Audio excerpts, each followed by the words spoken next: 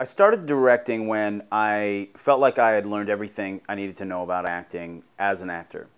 So I felt at that time that I was a pretty decent actor. I felt like I knew how to build a character. I knew how to develop the moments and go after objectives and all that stuff.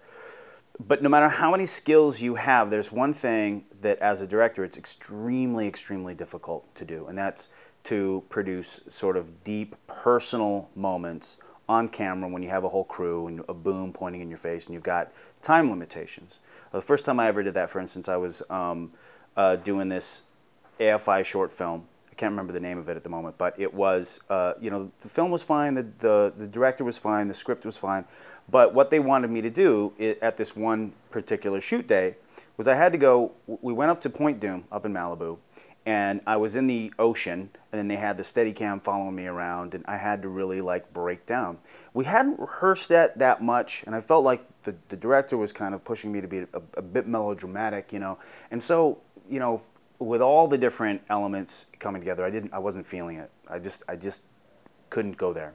And I was like, and I just kind of resorted to splashing the salt water into my eyes and hoping that would make me cry. But I basically had to fake it. And I was never given a copy of it, so I don't know how good it looked. I mean, hopefully I've at least faked it sort of with some sort of realism. But when I started the directing, I did not want to put my actors in a position that would be similar to that. I wanted to create create basically a set that would make it much more simple for them to do that, to go there. And so when the first piece that we created that was forcing the actor to do that was Carefully Descending. And there's a part where Grant is up on the roof and he's going through some really heavy stuff and he's trying to figure out if he's losing his mind, who this woman is that he's in love with, what he should do about it. And when we started to rehearse those, and I wrote that piece for Will Bowles, and we started to rehearse those scenes, I wanted to figure out how to help Will go there. I foresaw him in that situation, and I just wanted to make it nearly impossible for him to not really go there. So the day that we were going to be starting these rehearsals, I came up with, I realized something. I realized that people in a situation like that in real life, what's going on is they have this kind of downward spiraling inner monologue. And so what I created was these four sort of points in an inner monologue where the actor could basically cycle through these different points and then start over again and just go and just sort of recreate that sort of downward spiral. And the 4 points were, the first one was the actor would think to themselves, what am I going to do? Everything's screwed, Point 2 is there's nothing I can do. It's just it's all lost. Third point is, wait, maybe there's something I can do.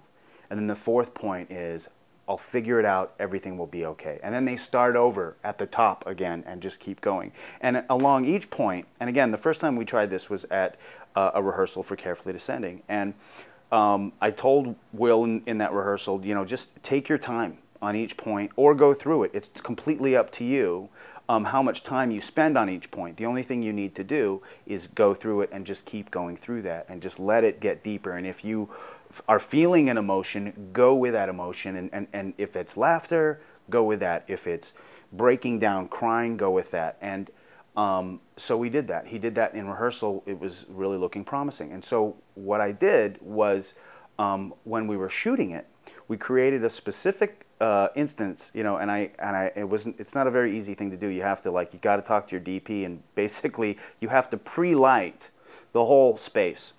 And you have to basically tell every single crew member you have to be silent during the shooting of this. And you basically set up so that you can just shoot, just go. And so you start the actor, you set them up, and you've pre-lit everything so the actor can go just about anywhere they want. And you just follow them, And it was very successful. We did it with Will, and he hit some amazing moments. I was very, very pleased. We could only use a fraction of it, but there was a lot to choose from.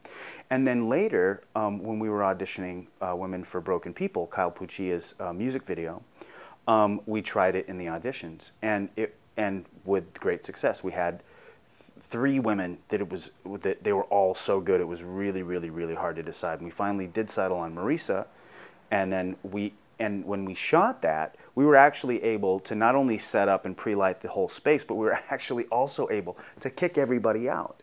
We didn't. It was a music video, so we didn't need any sound. So the sound people were gone. So when we shot, it was literally just the actress, myself, my brother Denny, who's the shooter and also the cinematographer, and then we had an observer. Our nephew was observing, and that was it.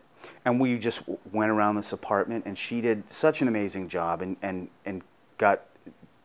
we just got such an amazing amount of really deep personal moments from her. And I've found this, I don't have a name for this particular technique. I think it's, I don't know, it's just something I use when I need an actor to go there, you know. And it requires some specific things. You obviously, it's not easy to do, and it's sometimes difficult to convince your crew that that's what you want to do. But if you can, and if you need it, it can really bear some fantastic fruit. And I plan on using it every time, and if, you know, feel free to do the same. And I hope it's of some use to you.